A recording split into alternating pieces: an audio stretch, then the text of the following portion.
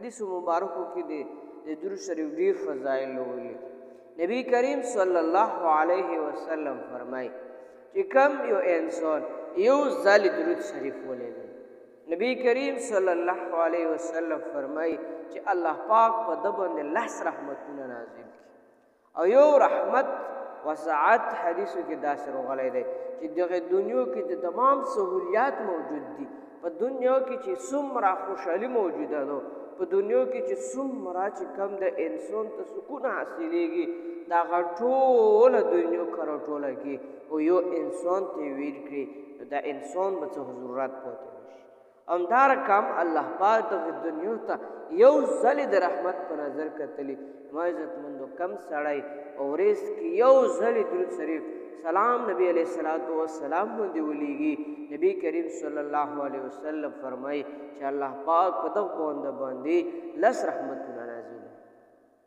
نبی کریم صلی الله علیه وسلم فرمایي چې یو انسان الله پاک وی چې بعضې فرشتې هغه په دغه ډیوټۍ باندې لګولې دي چې کم بنده کم انسان مسلمان بنده په نبی کریم صلی الله علیه وسلم باندې درود شریف ویایي، دغه فرشتې راواخلي، نبی کریم صلی الله علیه وسلم ته ورسوي چې پلانقای د پلانکي زوی په تو باندې سلام دی.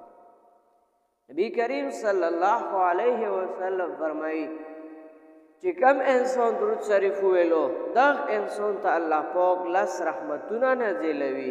نبی کریم صلی الله علیه وسلم فرمایي کم انسان یو ځل درود شریف ویلو الله پاک د لس ګناهونه معاف کوي.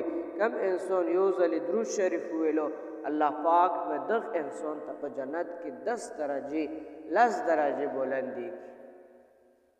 ما عزتمندو عزیزانو د درود شریف ډېر لوی فضایل، الله پاک انسان ته په تمام خلقو کې محبوب ترین انسان د درود شریف والا دی، ځکه چې نبی علیه الصلاۃ والسلام باندې درود شریف